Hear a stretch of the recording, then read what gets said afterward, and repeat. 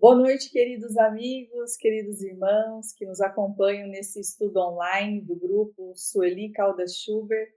Nós hoje reunidas entre os corações das queridas irmãs baianas, Tânia e Luziane, damos boas-vindas a todos. Iremos dar sequência ao estudo da obra Loucura e Obsessão, psicografia do querido médium baiano, Divaldo Pereira Franco, ditado pelo espírito Manuel Filomeno de Miranda.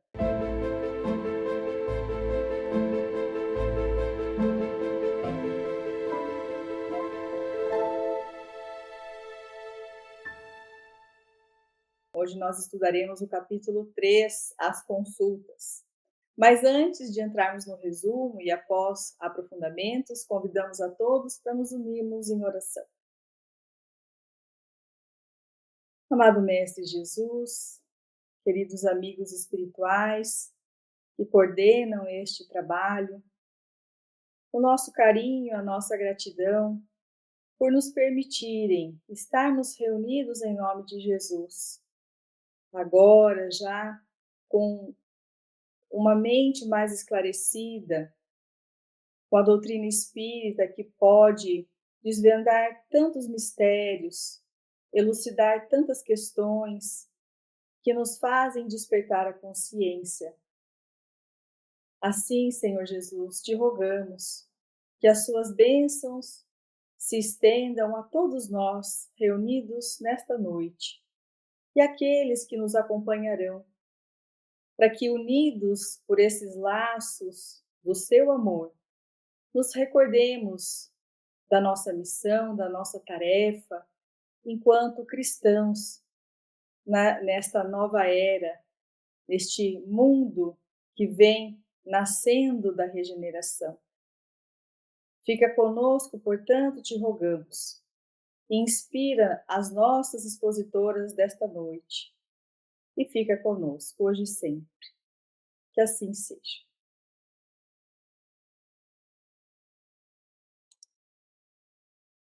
Então, nós vamos apresentar brevemente o resumo deste capítulo 3º. É um capítulo muito emocionante, com bastante riqueza de detalhes, e que nós convidamos, como sempre, aqueles que nos acompanham, a fazerem a leitura na íntegra deste capítulo. Então, ele vai apresentar este capítulo um atendimento espiritual coletivo, narrado pelo benfeitor Filomeno de Miranda, sob orientação do benfeitor espiritual Dr. Bezerra de Menezes, e com a colaboração da benfeitora Matilde, chamada de Gentil Mensageira. A primeira consulente, então, é uma mulher que estava obsidiada, tomada por uma paixão doentia por um homem casado. Desesperada, ela se declara disposta ao suicídio ou ao crime para conquistar o homem amado, chegando até a oferecer dinheiro em troca de um trabalho espiritual que afastasse a esposa rival. Matilde, com firmeza e amor, esclarece que o que ela chama de amor é apenas egoísmo e luxúria, advertindo que lares sustentados pela fé e pela honradez não são vulneráveis a agressões espirituais. Ela recomenda, então, a prática do bem, a renovação moral e a um tratamento de desobsessão, para que ela pudesse se libertar dos espíritos vampirizadores que a dominavam. Na sequência, Dr. Bezerra orienta Filomeno de Miranda, comparando a Terra a um campo de batalha de dores. Assim como na medicina terrena, onde se faz o possível diante da escassez de recursos, também no campo espiritual nem sempre se oferece o ideal, mas o atendimento possível para que ninguém fique sem amparo. Reforça que a verdadeira caridade vale mais que discussões estéreis e esclarece sobre o valor relativo de práticas como banhos, beberagens e ervas encontrado naquela casa que está sendo estudada nestes capítulos e que podem trazer algum auxílio, mas cuja eficácia real vai depender da transformação interior. E outros consulentes, então, são atendidos na sequência dos trabalhos. Um homem desempregado, em desespero, que vai pedir ajuda para sustentar sua família. Ele recebe palavras de encorajamento e a revelação de que sua mãe desencarnada o acompanha como anjo guardião, e aí ele sai renovado e consolado. Outra jovem senhora casada, mãe de 2 filhos, estava angustiada pela frigidez sexual que ameaçava destruir seu lar. Matilde então revela a ela que a raiz do problema está nas suas vidas passadas, por ter praticado o aborto criminoso, seguido de uma vida religiosa marcada por ódio e repressão, culminando num escândalo com seu confessor, hoje reencarnado como seu esposo. Orientada a buscar oração, passes e renovação mental, ela encontra esperança para recompor a sua vida conjugal. Por fim, é trazida à consulta a mulher que os mentores vinham acompanhando desde o início. Já mais serena, após observar os atendimentos anteriores, ela se aproxima emocionada e saúda: "A paz de Deus esteja nesta casa". Matilde a recebe com ternura, iniciando o diálogo que dará sequência ao capítulo, no capítulo 4. Então, nós temos como essência do capítulo, vai retratar a gravidade da obsessão quando alimentada por paixões desequilibradas, mostra pela lição de Dr. Bezerra que o socorro espiritual é feito dentro das possibilidades, priorizando a caridade prática, e nos exemplos trazidos por Matilde, que evidencia que todo sofrimento humano, no amor, no lar, no trabalho, pode encontrar solução através do Evangelho, na reforma íntima e do esclarecimento espiritual. Então, agora nós passamos para a nossa querida Tânia, que vai iniciar os aprofundamentos. Seja bem-vinda, querida amiga, a palavra está com você.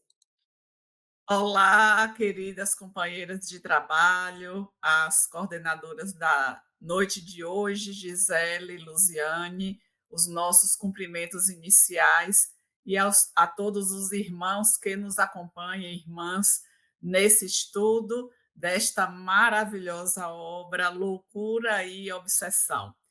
Nessa parte inicial, que Gisele trouxe do capítulo como um todo, e vamos nos deter à primeira pessoa que vai buscar a sua consulta.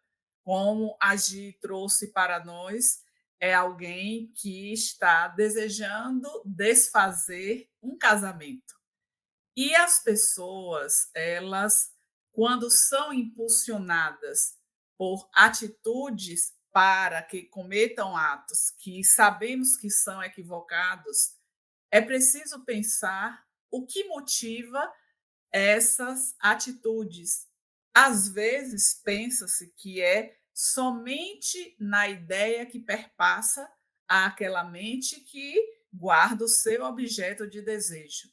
E neste primeiro parágrafo ficou assim muito claro que esta mulher, ela tinha duas vertentes. Uma era as ideias que ela cultivava.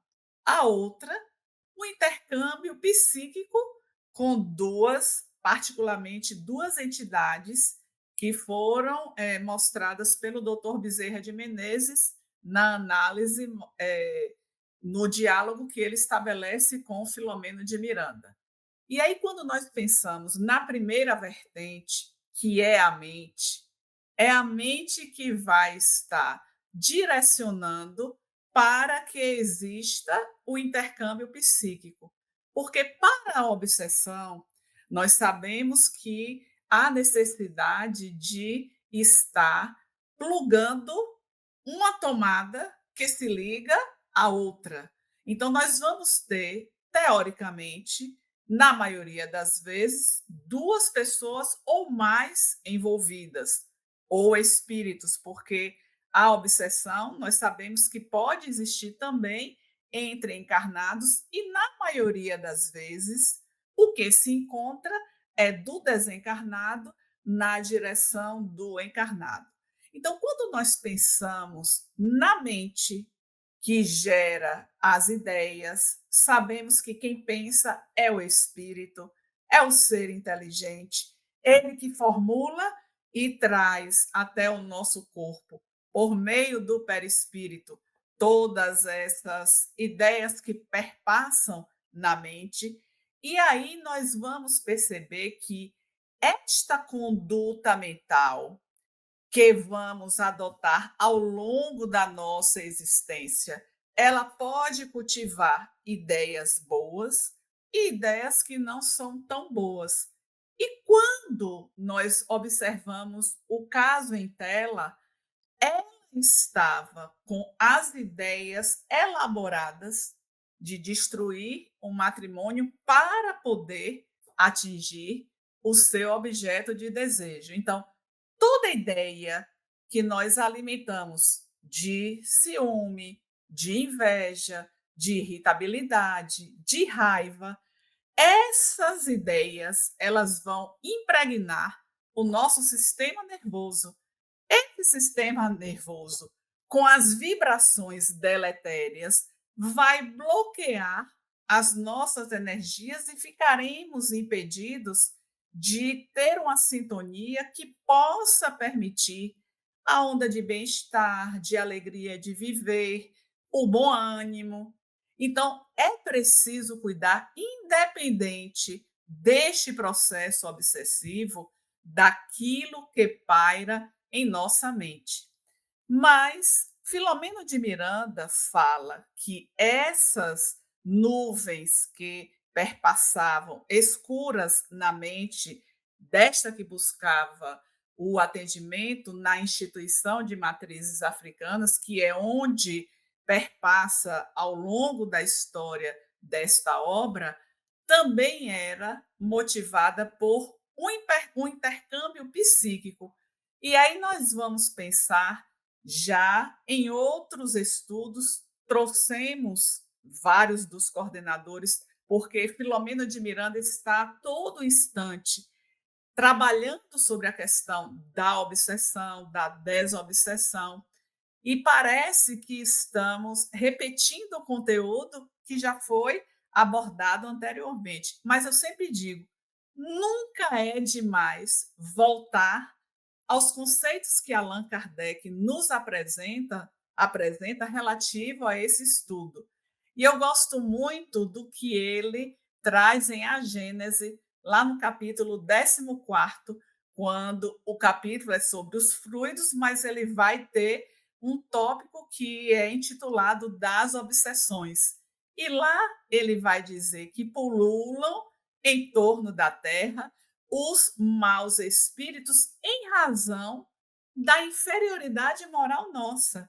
E aí nós pensamos, mas eu já me situo em outro patamar. Será que nas 24 horas do nosso dia vamos desconsiderar as horas que estamos no desprendimento parcial do sono? Então, será que nas horas de vigília a nossa mente está a todo instante vibrando positivamente?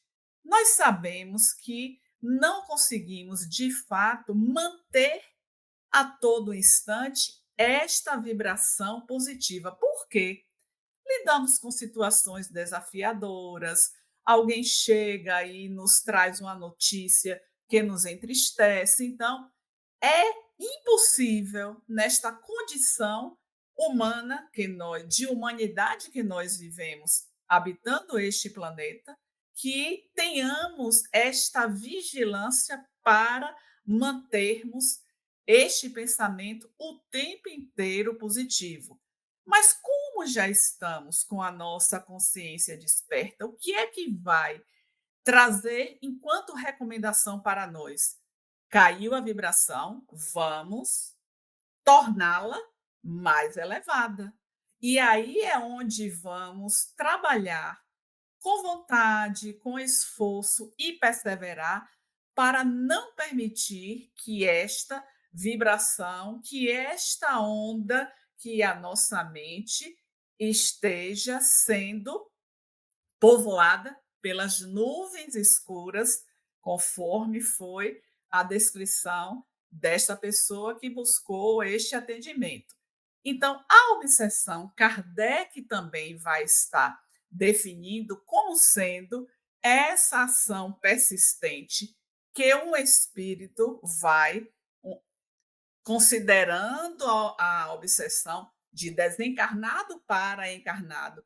Inclusive, no capítulo que ele trata lá no Livro dos Médios também, o 23º das obsessões, é mais na vertente do desencarnado para o encarnado, mas temos que ampliar para os diferentes tipos que nós encontramos, inclusive, bem descrito por Sueli Caldas Schubert, lá no livro Obsessão, Desobsessão.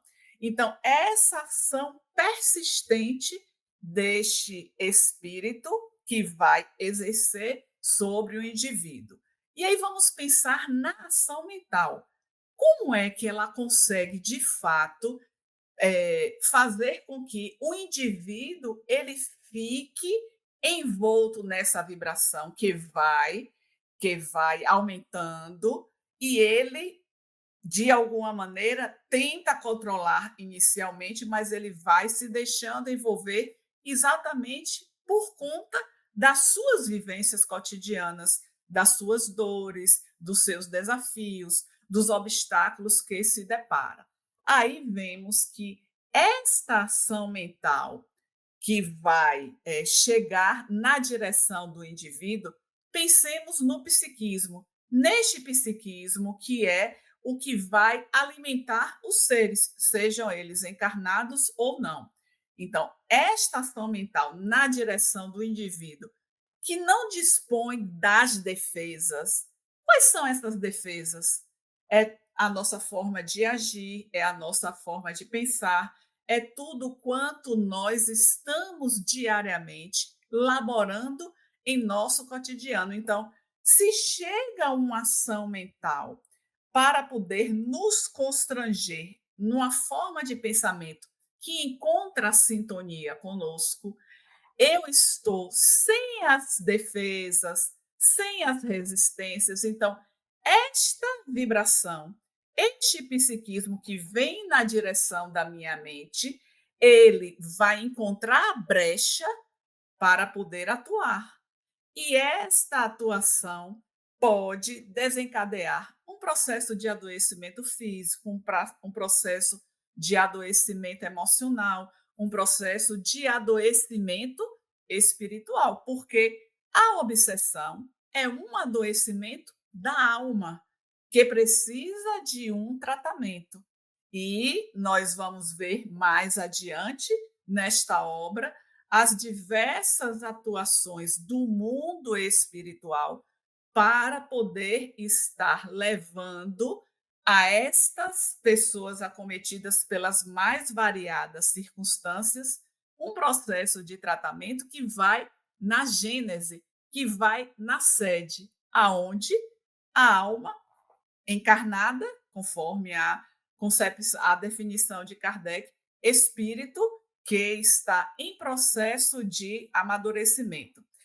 Sabemos, conforme Kardec traz para nós aqui em A Gênese, lá em O Livro dos Médios, que toda obsessão tem como gênese a imperfeição moral.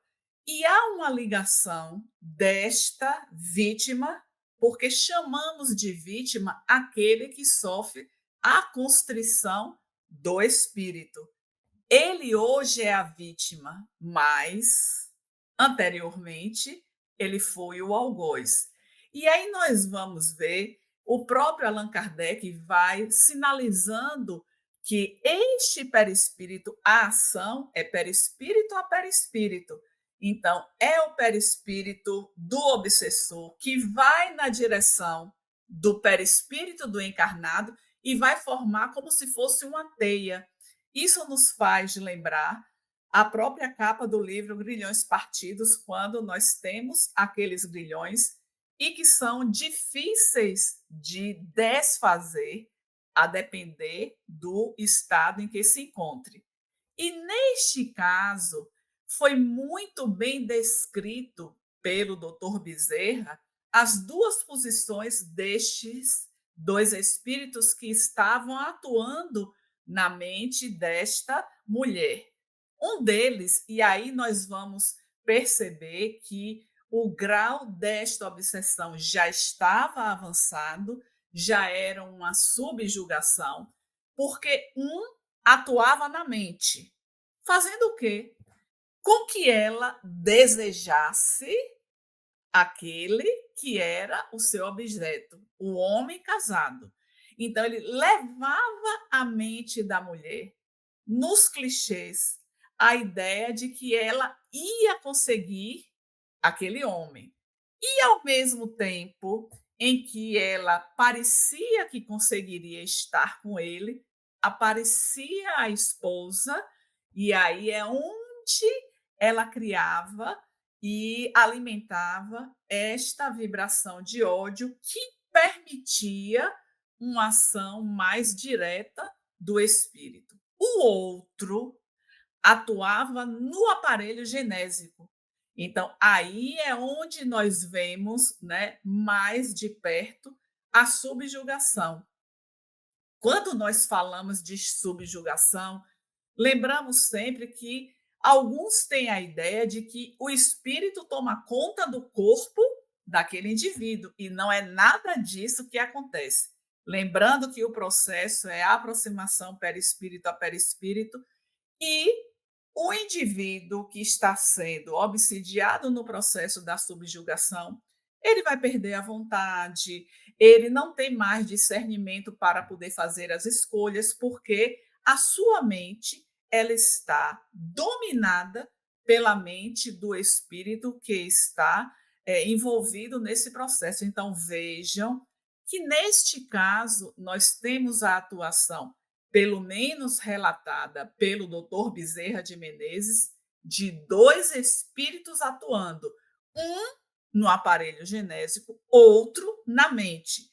Então vejam que não é um processo fácil de se trabalhar. Primeiro, que existe uma vontade atuante e que nós não podemos desconsiderar as marcas do passado, porque essas duas entidades que passam a atuar na direção desta mulher têm uma vinculação do passado.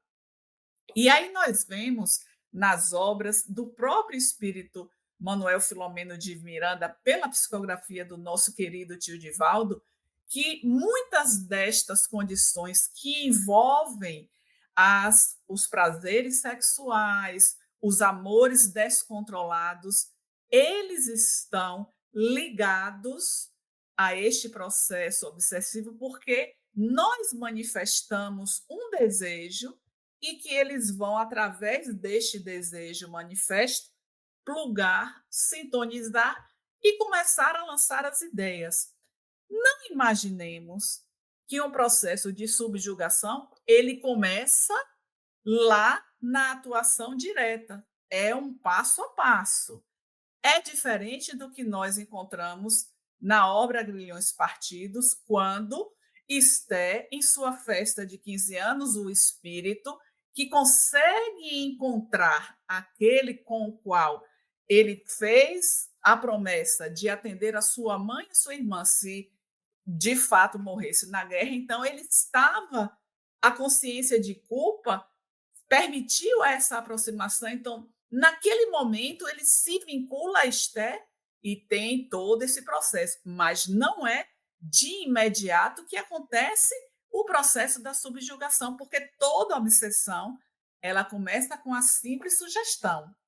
Então, os espíritos que vão estar a nos rodear para poder atuar e nos prejudicar, eles vão encontrar e buscar o momento propício para a sua atuação.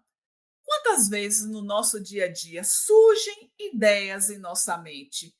E quando você se dá conta, mas isso não é uma coisa boa para mim.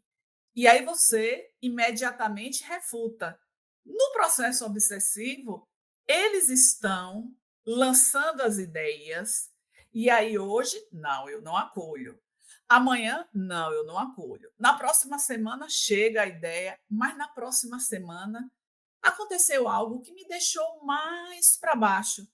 E aí eles percebem e aí lançam, então vão penetrando sorrateiramente até o processo ir avançando. Por isso que quando Filomeno fala destas nuvens escuras e que um dos motivos são as ideias cultivadas por esta mulher, que nós precisamos de fato caminhar cuidando do que são as nossas vibrações. Então, esta ação mental que eu vou dirigir, não estamos aqui somente falando do processo obsessivo. Quem de nós, no dia a dia, não já passou por uma circunstância que desejou estar no lugar que alguém estava, mas eu não conseguia alcançar, e momentaneamente em sua cabeça, eu queria tanto estar naquele lugar. Nós temos esses momentos, porque não somos perfeitos. E reconhecer essa nossa condição de humanidade, ela é muito importante, porque é ela que vai nos dar o impulso para que cada vez mais tenhamos a consciência do ser espiritual que somos e que, na condição de humanidade, habitando esse corpo físico, eu, em algum momento, não vou ser perfeita como eu gostaria de ser. Perfeito, nós sabemos que é só o nosso Pai. Somos seres perfectíveis, mas que ainda também falimos. E é preciso que tenhamos compaixão com os nossos equívocos para que não permitamos esta sintonia, porque é isso que eles ficam a todo instante aguardando o momento. Então eu caí, vou me reerguer, vou tomar a condução do meu destino com esta certeza de que aquilo foi uma experiência transitória e que nós estamos certamente fadados à plenitude, porque esse é o nosso destino final e estamos trabalhando para esta direção.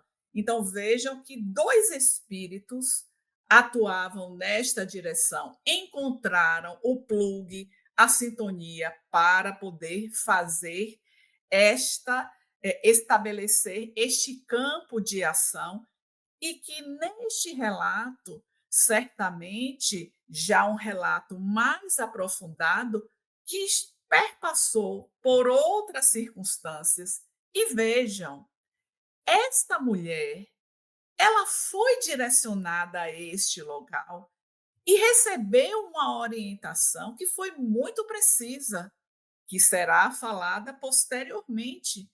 Então, ela teve a inspiração de buscar um local que poderia auxiliá-la a sair desta condição.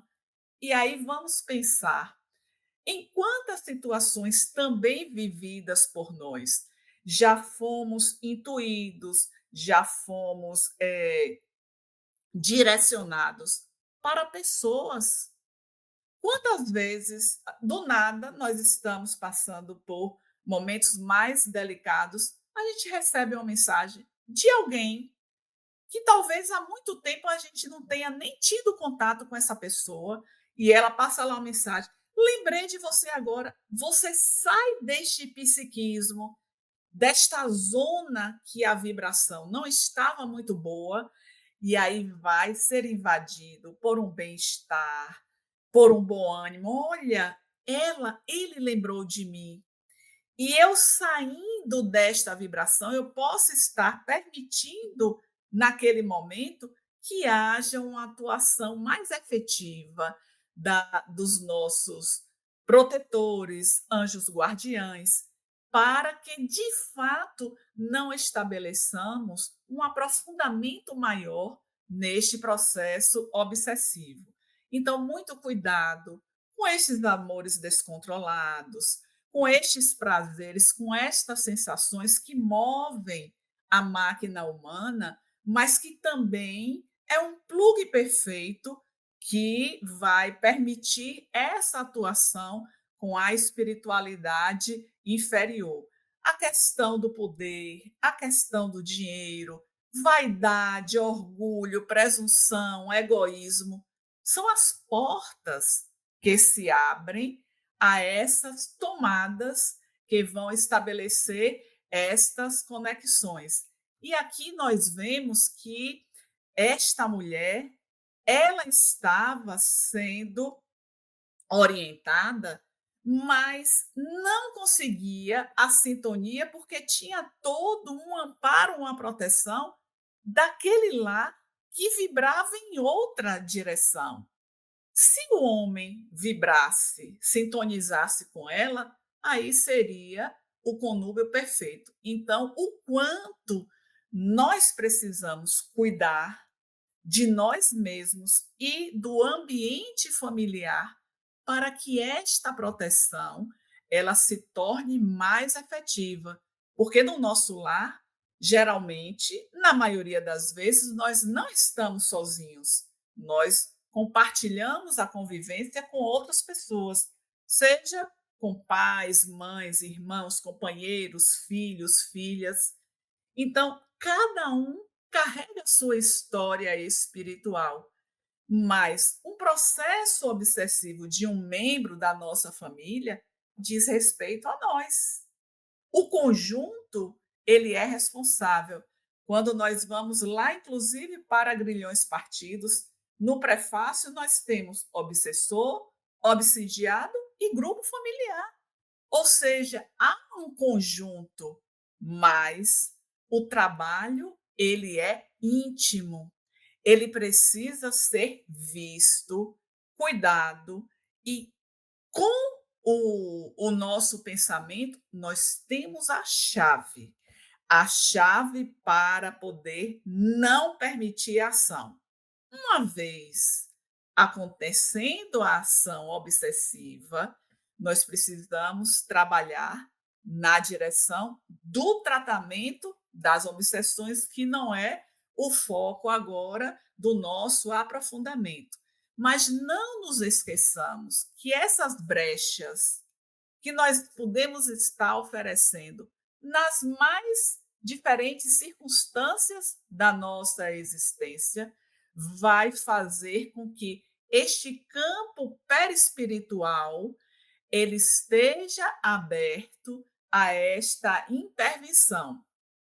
Quando esta mulher começa a sentir este desejo, se o outro atende psiquicamente, ela começa a explorá-lo, explorar as suas energias, e isso vai fazendo com que estes espíritos que mandam essas ideias ou agem diretamente nos órgãos, como foi destacado do aparelho genésico, então tudo isso vai sendo aprofundado na medida que um e outro entra também no mesmo campo vibratório, que não foi o caso apresentado aqui.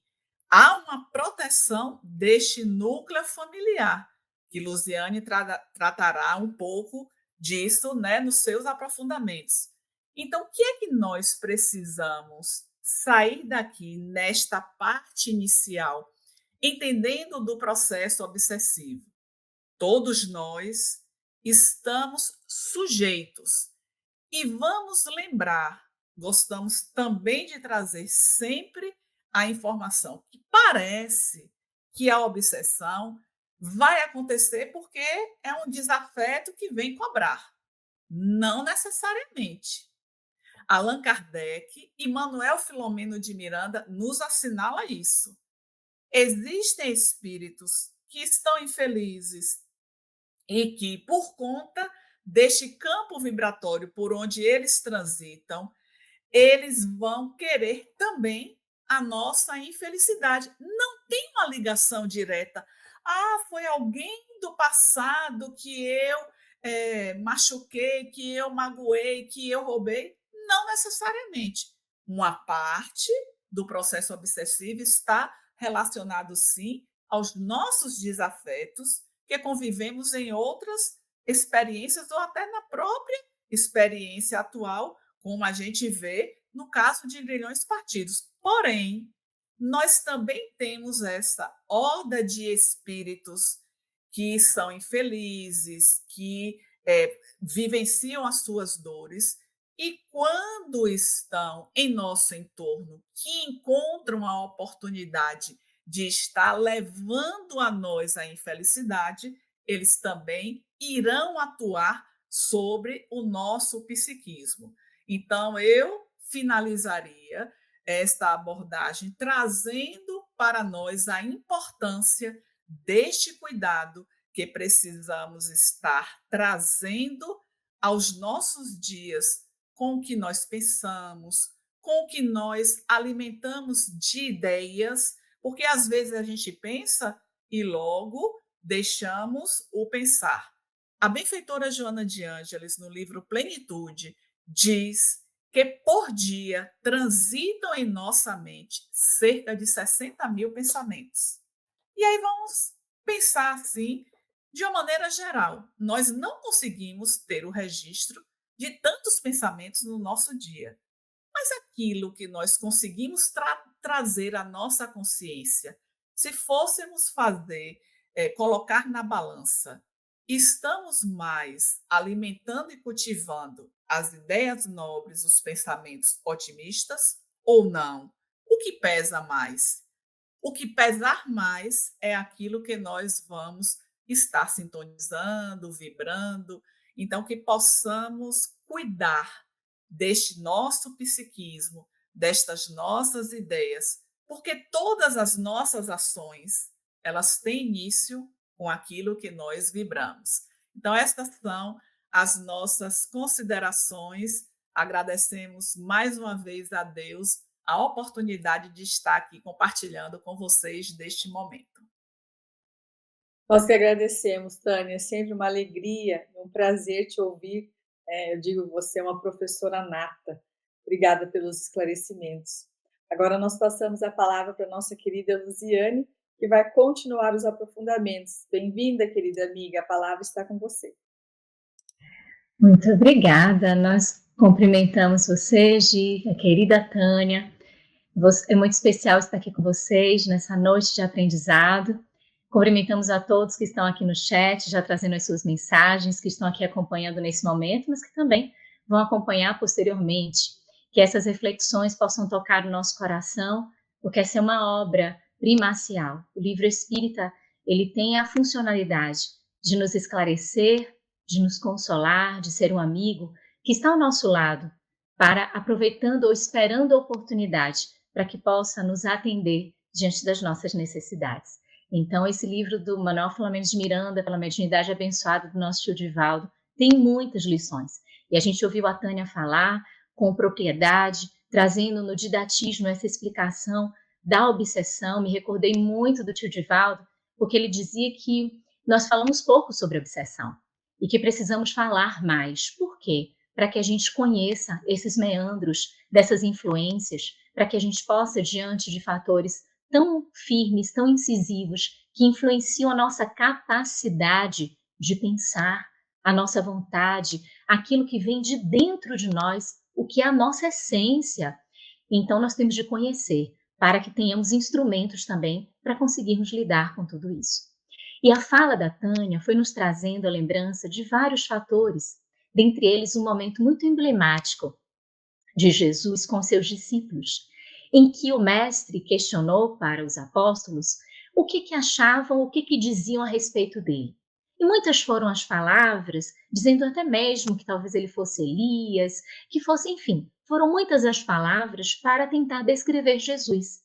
Mas é Pedro que toma da palavra e fala com segurança que Jesus seria o Messias, o Salvador, o Filho de Deus.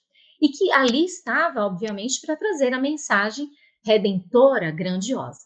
Nesse momento, Jesus diz que quem falou não foi Pedro, mas foi o Verbo divino através dele, porque ele expressava o maior dos conhecimentos, ou a maior expressão acerca do próprio Jesus. Mas no ato seguinte, Jesus vai começar a compartilhar com os discípulos os desafios naturais do Cordeiro a caminho do Calvário. e as coisas naturais que iriam acontecer por conta dessa vinda do mestre e por conta da conjuntura mesmo, bárbara, e como uma consequência natural. Nesse instante, Pedro, ele já modifica o seu padrão vibratório.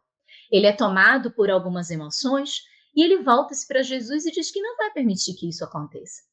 É o momento, então, que Jesus, que tinha acabado de dizer que Pedro tinha sido instrumento do verbo divino, é Jesus que diz ao próprio Pedro: afasta-te de mim, Satanás. O Espírito Amélia Rodrigues, pela psicografia do nosso querido tio Divaldo, traz-nos no livro Até o Fim dos Tempos uma mensagem intitulada Mediunidade e Vínculo de Luz. E nessa mensagem, ela reflete sobre essa passagem e diz assim: olha, Pedro, naquele momento anterior, estaria envolvido por uma energia de esperança, numa condição salutar, numa condição propícia, para que ele pudesse estabelecer uma conexão e dali verter informações fortes e firmes em relação a Jesus, de forma condigna e que pudesse ter uma correspondência em relação ao pensamento de Deus. Mas no instante posterior, ele é invadido por uma emoção. E essa emoção, minhas irmãs, meus irmãos, é o medo. Invadido pelo medo, esse padrão vibratório já sofre uma oscilação. E sofrendo uma oscilação, ele se abre, ele permite que seja influenciado também por aqueles que estavam ali no entorno, que não apresentavam condições de atacar ou de tentar Jesus, mas que buscavam naqueles que estavam no entorno, que possuíam as fragilidades emocionais e características naturais, como a Tânia muito bem disse, da humanidade, da nossa humanidade. E Jesus traz a lição nesse momento para Pedro, de que quando a gente se conecta, a gente estabelece uma ponte entre nós e a espiritualidade. E nessa ponte, da mesma forma que a gente emana aquelas emoções, aqueles sentimentos, aqueles pensamentos, por essa mesma ponte verte a influência. Se nós estamos emanando pensamentos bons, é obviamente que vai advir, nós seremos invadidos através dessa ponte pelos pensamentos balsamizantes, que trazem refrigérios, que trazem possibilidades criativas. Mas se de outro lado vinculamos o padrão vibratório com as emoções de medo, de raiva, de angústia, e nos deixamos tomar, invadir e passar a desproporção, a condições desproporcionais, nós ficamos suscetíveis a esses processos de influência. Aí nós nos lembramos de Emmanuel no livro Roteiro, em que ele tem duas mensagens bem interessantes. Uma ele intitula Sintonia, outra ele intitula Afinidade, a psicografia do nosso querido Francisco Cândido Xavier. E ele mostra, assim, em breves palavras, que a sintonia seria algo que se circunscreve ao momento, bem como aconteceu com Pedro, e que a Tânia também trouxe. Não significa que aqueles que estavam influenciando Pedro eram inimigos do passado, que tinham uma obstinação ferrenha em obsidiar Pedro. Mas, naquele momento, a sintonia foi estabelecida pelo padrão vibratório, que adequou-se àquelas mentes que ali buscavam uma influência, buscavam influenciar, a sintonia estabelecida, a conexão foi feita e a consequência resultou naquele momento. De outro lado, Emmanuel descreve que existem outras situações onde a afinidade é que vai ditar esses vínculos. A afinidade já é algo mais laborado, já é algo da convivência. Nós temos afinidades construídas nessa existência, as pessoas que nós vamos construindo e naturalmente aquilo vai se tornando cada vez mais afim, com mesmos propósitos, mesmos pensamentos, ideais, vontades. Nós temos afinidades. Nós aqui estamos unidos por uma afinidade crística, a afinidade que nos traz a possibilidade de todos nós, que já pensamos assim, nos encontramos aqui nas quartas-feiras, que nos vinculamos através desse estudo, possuímos essa afinidade que vai sendo construída. E, obviamente, é algo mais permanente, onde a influência consegue ser alcançada com mais eficácia. Isso que Emmanuel fala e que traz do mundo espiritual para nós aqui encarnados, serve também para nós que estamos aqui entre encarnados e encarnados. Existem situações que nos sintonizam. Então, quando a gente entra para buscar uma notícia, a gente está buscando alguma coisa na internet e de repente aparece uma notícia. Aquela notícia nos foi ofertada. Se nós buscamos aquela notícia, sintonizamos com ela. Buscamos no sentido de lemos o título, mas vamos clicar na mensagem, porque o título já é suficiente para eu dizer eu quero sintonizar ou não. Mas aí eu vou lá e clico naquela mensagem. Quando eu clico, eu busco o interior e o aprofundamento daquele conteúdo. Ali eu sintonizei. Não significa que com aquele escritor eu tenho afinidade, com aquele assunto eu tenho afinidade, eu sintonizei. E eu posso dessintonizar, eu posso sair e seguir em frente. Mas existem também as situações que a gente diz assim, meu Deus, eu conheço essa pessoa de há tanto tempo, que quando a gente encontra, diz assim, eu gostei de você de graça. Você mora aqui no meu coração de graça. São as afinidades e são verdadeiros reencontros que nós temos a oportunidade de, aqui no contexto da Terra, experimentarmos novamente, encontrarmos com essas pessoas com quem nós, em outras existências, estabelecemos conexões. E aí é que está o chamado do Cristo, quando ele fala sobre a oração e a vigilância. Aí é que a gente tem que ter bastante cuidado. Por quê? Porque é natural que quando a gente encontre um espírito com o qual a gente tem afinidade, a gente chega a sobressaltar-se de emoção. É aquela vontade, é aquela pessoa que a gente quer o tempo todo estar perto, que nos faz bem, nos alegra. Sabe aquelas pessoas que a gente não tem nada, ou aparentemente não tem nada, de atritos? É tudo tão fácil. A gente fala, o outro entende, o outro fala, a gente entende. A gente se comunica muito facilmente. Há um desembaraço muito grande para tudo isso. Que bom, quando o propósito é bom. Mas existem também pautados nessas afinidades e nesses reencontros aqueles com os quais nós vivemos experiências afetivas, amorosas, sexuais, em outros contextos, em outras existências. Imaginemos que aqui nós estamos e quantas experiências afetivas a dois nós não tivemos nas existências pregressas. Quantas pessoas nós não nos apaixonamos, não amamos, não tivemos encontros e desencontros, não tivemos oportunidades de construções e também de destruições. Quantas pessoas, quantos espíritos, e que chegam nesse contexto agora e nos aparecem em diferentes fases da vida. Às vezes estão com diferentes idades também, idades muito diferentes. Às vezes um filho com uma filha, um filho com uma mãe. Às vezes parentes, às vezes amigos, em idades muito distantes, mas às vezes em idades muito próximas, ou de convivência muito próxima. Ou, muitas vezes, onde essas condições de idade, condição social, de pensamento, nada disso significa barreira. E as afinidades conseguem quebrar tudo isso e fazer com que essas pessoas queiram estar cada vez mais próximas.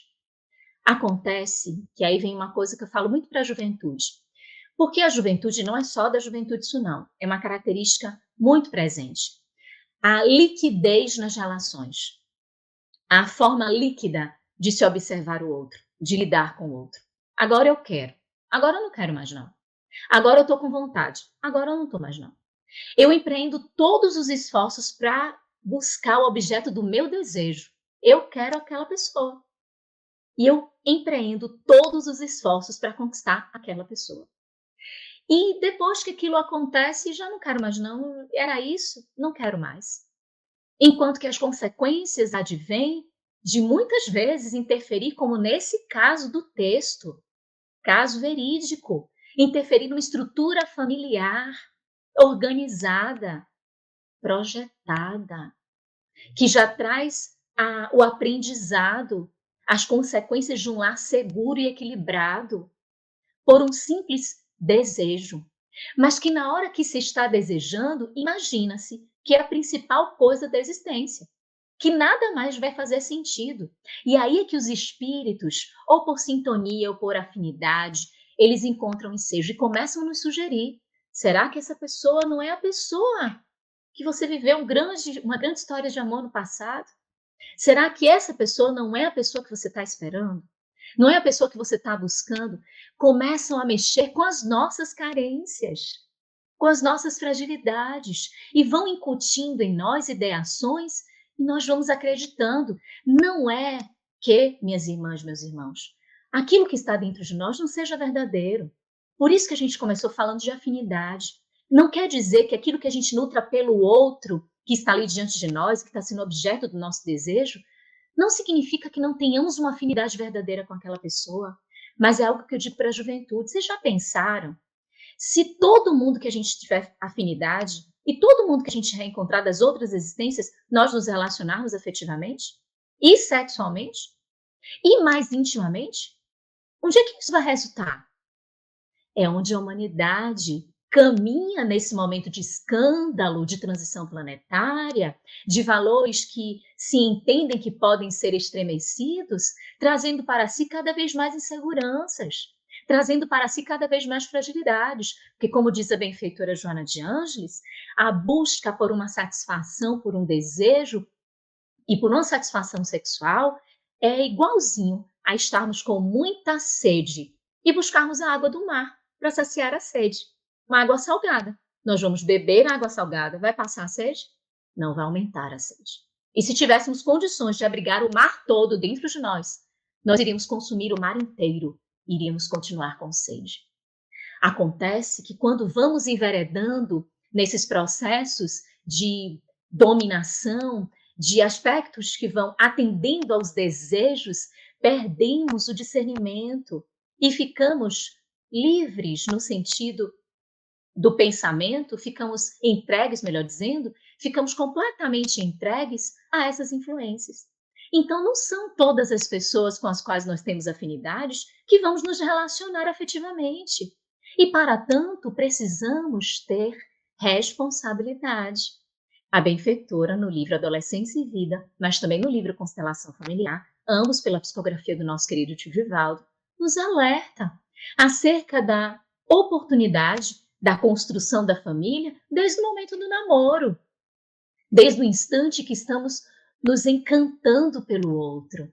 E o cuidado e o respeito que temos de ter nesses aspectos, de termos a sinceridade, de identificarmos, de não lançarmos para o outro aqueles que são os nossos conflitos, e nem o outro lançar para nós os seus conflitos, mas buscando ambos naquela relação que tende ao amadurecimento, a equalização das emoções, a tranquilidade, a harmonia, dos dois não estarem buscando uma outra metade, mas os dois estarem inteiros, buscando o compartilhamento das suas experiências. Então, esse texto de hoje nos traz a sinalização da seriedade das relações afetivas e também que o fato de estarmos sentindo a afinidade não significa que aquilo seja mentira e que foi criado pelos espíritos. É real, é nosso, mas não significa que tudo aquilo que desperta em nós um desejo, uma vontade, nós temos de ir ao encontro. E nós vemos isso nos aspectos materiais. Quantas vezes nós desejamos auferir coisas materiais e naquele instante não estamos com as condições financeiras para fazer? Eu gostaria muito de adquirir determinada coleção de livro, determinado carro, determinada circunstância, e nesse momento eu não tenho condições. Mas eu quero mesmo assim. E aí empreende fatores que vão ser de dívidas, de débitos, de condições que vão nos fragmentar, vão nos fragilizar e vão nos o quê? Escravizar. Assim é, com a ausência de oração e de vigilância, quando não percebemos a importância desses fatores. A benfeitora diz que todas as vezes que formos tomar uma decisão, precisamos orar.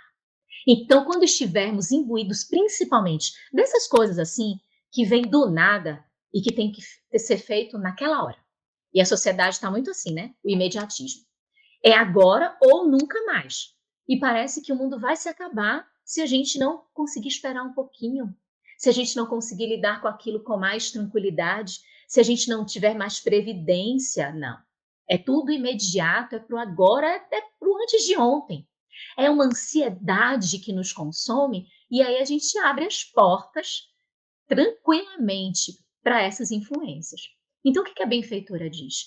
Principalmente diante desses momentos mais de efusividade. Quando formos tomados por essa energia assim que parece que não vai esperar, qualquer que seja, tá? Principalmente esses aspectos da sexualidade. Porque eles trazem, segundo Emmanuel, gravames nas consequências espirituais. Isso está lá em Vida e Sexo. onde Emmanuel descreve que nós somos responsáveis por aquilo que fazemos no santuário da intimidade do outro. Olha que lindo isso. A vida íntima, a sexualidade, o sexo, a vida, nesse aspecto dessa energia criadora, é um santuário. E nós temos de respeitar e somos responsáveis por aquilo que fazemos. E diz Emmanuel ainda mais, muitas vezes encontramos aqueles que são agora nossos companheiros, que estão trilhando a jornada duradoura conosco. São aqueles que deixamos lá atrás e encontramos exatamente da forma que deixamos, porque provocamos algumas inseguranças, provocamos alguns fatores que não foram positivos e que agora juntos vamos buscar engrandecer faculdades para que a luz interior possa brilhar de forma efetiva. Então, diz Joana, nesses momentos de efusividade, intempestividade, nesse momento que o pensamento está todo assim bagunçado, ora, nada de agir de impulso. Mas tem que ser agora. Não, eu não consigo agora. Eu preciso assentar minha mente. Eu não estou bem. Eu preciso equalizar minha mente. Porque quando a gente faz isso, quando a gente está com a mente toda embaralhada, a gente não sabe nem mais o que a gente pensa a respeito daquele assunto. Os nossos valores, as nossas firmezas, elas nem estão mais ali. E aí abre campo para esses pensamentos outros que só vão aumentar a perturbação, só vão aumentar a desarmonia. Então, se a gente para e diz assim, eu vou orar, diz a benfeitora no livro Momentos de Consciência e de Saúde, orar, porque a oração é a antessala da decisão. Para que eu tenha uma decisão acertada, eu preciso orar. E quando a gente ora, não necessariamente vem logo a postura perfeita que a gente deve adotar, mas a oração traz tanta calma. A oração naturalmente nos coloca num patamar de começar a reorganizar as ideias. E quando a gente começa a reorganizar as ideias e a gente começa a assumir a nossa própria identidade, a nossa vontade, dizer, esse corpo aqui é instrumento meu, eu, espírito. Quem instrumentaliza esse corpo sou eu. Eu não vou ficar brigando essas coisas, não. Não quero isso aqui no meu pensamento agora, não. Eu não penso assim, eu não sou assim. Eu sou uma pessoa honesta, sou uma pessoa proba, eu sou uma pessoa correta. Por que esses pensamentos estão vindo? E aí eu começo, através da oração, ter essa harmonia de organizar os pensamentos e fazer com que eu possa ter uma decisão acertada. E aí, aos poucos, justamente por eu me predispor, agora com a mente organizada, mais equilibrada, mais em harmonia, eu me predisponho. E aí, a influência, aquela ponte que Jesus fala para Pedro, a ponte vai escoar através dela, porque eu busquei. Eu erigi a ponte, eu ergui a ponte e disse, benfeitores espirituais, me ajudem a me equilibrar. Eu não tenho condições de tomar uma decisão. Eu estou diante do abismo. Eu estou diante do abismo e eu não quero pular. E eu não vou pular. E aí, tranquilizando a partir da oração, verte sobre esta mesma ponte, a partir desta mesma ponte, pensamentos que vão nos auxiliar a decidirmos. E aí diz a benfeitora, ok, vai chegar uma decisão para a gente, uma sugestão positiva de decisão. Mas diante daquela decisão, que eu possa ter assertividade. Mas como é que eu vou ter assertividade? O que é ter assertividade? É eu falar para a pessoa certa o que precisa ser falado para aquela pessoa. Então, por exemplo, eu não posso falar para a Gi alguma coisa que eu preciso falar para a Tânia. Eu tenho que falar com a Tânia o que eu preciso falar com a Tânia. Porque se eu falar para a Gi o que eu preciso falar com a Tânia, é maledicência, é fofoca. Eu estou desrespeitando as emoções e os sentimentos da Tânia. A assertividade, a gente vai escolher a pessoa acertada para falar, o momento adequado para a gente falar para essa pessoa e as melhores condições de palavras, de sentimento. Para isso, diz a benfeitora, é necessário meditar.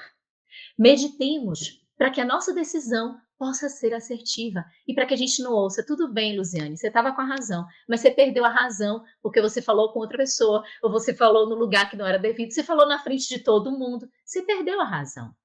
Então, olha como é interessante. E aí a gente começa a perceber que uma situação como esta que está no livro, se o benfeitor colocou, está suscetível de acontecer com todos nós. Se não for esse exemplo, é o que está lá à frente, tem mais 2 ainda, tem vários no livro.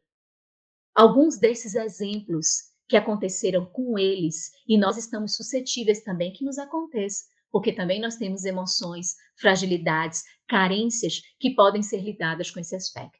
Mas, ainda desse aspecto de afinidade, de sintonia, de outro lado, a família estava lá estruturada, mulher, esposo, filhos, sintonizados na prece. E aí a gente lembra da importância do evangelho no lar. A Tânia disse assim, parece que quando a gente está falando aqui dos livros do Manuel Filomeno de Miranda, a gente precisa sempre ficar voltando a falar de obsessão, e como é importante voltar a falar de obsessão, e como é importante trazer os conceitos. Da mesma forma, o evangelho no lar. Como é importante a gente reiterar, é importante o evangelho no lar. O evangelho no lar, Jesus está na nossa casa. E ele não está na nossa casa somente naquele contexto. Eu abri as portas da minha casa para Jesus. Então, no casal, entre o casal, na relação afetiva, aqueles pontos que poderiam vir de fora como provocações não vão encontrar espaços.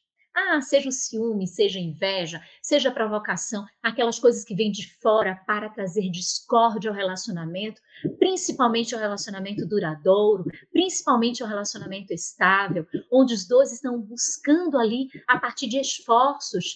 Ninguém vem com toda a facilidade para viver uma relação a dois. Relação a dois tem as suas dificuldades, sim. São duas realidades, duas individualidades que precisam aprender o que é renúncia, o que é abnegação, o que é amor, o que é compreensão, para lidar um com o outro, saber a hora de silenciar, mas não pode silenciar para sempre, não pode dizer sempre, deixa para lá, não pode, porque quando não existe o diálogo, não existe confiança, não existe compartilhamento, e se não existe o diálogo, o que está de fora ganha proeminência. E quando eu digo de fora, não é somente dos encarnados, como o exemplo do livro, são os espíritos desencarnados, que não querem aquela união, que são inimigos dos dois, que são inimigos dos filhos, ou que simplesmente são inimigos do bem.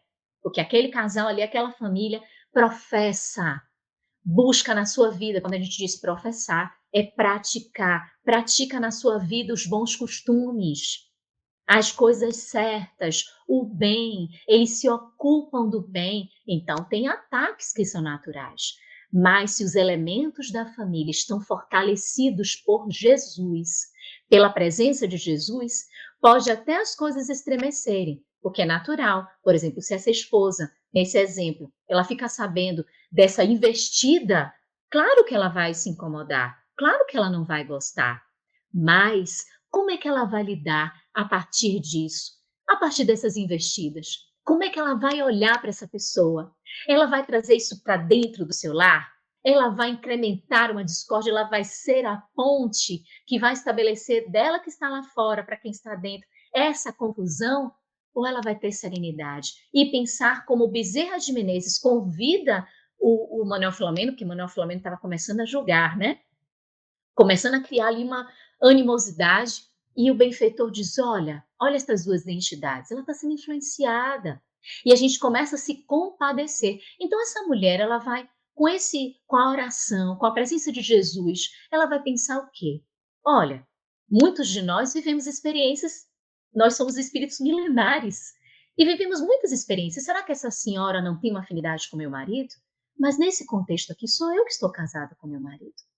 Eu vou me permitir influenciar, me fragilizar, me sensibilizar por esse ponto, ou eu vou orar por ela? E desejar e ter a vontade de que ela encontre, como depois vai ser esclarecido, que ela encontre alguém que lhe faça bem, que traga para ela o atendimento dos seus sonhos, mas que não é o meu esposo, no pensamento desta mulher. De outro lado, o esposo, o que ele vai fazer? Ele vai se fragilizar no sentido de pensar, que interessante, alguém está interessado em mim, que bom, aí vem todo o orgulho, a vaidade, a questão garbosa de alguém estar interessado. É por aí que ele vai se investir? Se ele é um homem sério, se ele está pautado na oração, ele pode até se estremecer, porque isso é da condição humana. Ele pode até encontrar mecanismos ali de um certo envaidecimento, mas o discernimento que a prece nos traz, da vigilância, da oração, vai trazer ele ao prumo. Ele vai dizer, não, aqui que está a seriedade, aqui que está o meu compromisso. E vou orar por ela. Então, olha, como a prece, como a oração, como a união, o diálogo. Então, construamos dentro do nosso lar as fortalezas do Evangelho. Dialoguemos com os nossos companheiros, companheiras, nossos filhos, conversemos, esclareçamos, mesmo que o diálogo seja difícil, conversemos, mesmo que aquela conversa seja difícil, o assunto seja nebuloso, mas enfrentemos, porque sempre depois ficamos melhores, ficamos fortalecidos e todos com a transparência do que cada um está sentindo, do que cada um está vivendo, vai encontrando a transparência na verdade.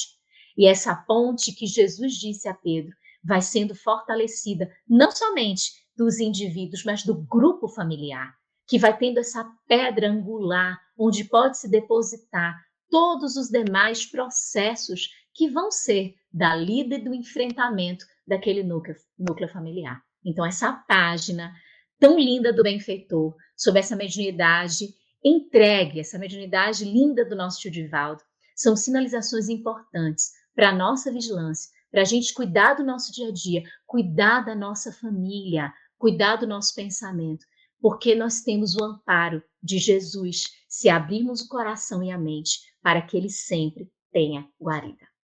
Olha, nós só temos a agradecer às duas queridas, Tânia e Luziane, pela excelente explanação, pelos aprofundamentos evangélicos, doutrinários. Como é bom ter oradoras, expositoras como vocês. Eu concordo com a Sônia, que coloca que é muito bom ouvir as duas e que Filomeno de Miranda estará muito feliz com a beleza dessas explicações. Não só Filomeno, mas todos nós que acompanhamos nesta noite as inspirações, as reflexões que vocês nos trouxeram. Então, mais uma vez, obrigada a todos aqueles que estiveram conosco. Desejamos muita paz e que possamos nos reencontrar semana que vem para darmos seguimento aos aprofundamentos ainda do capítulo 3º. Até lá!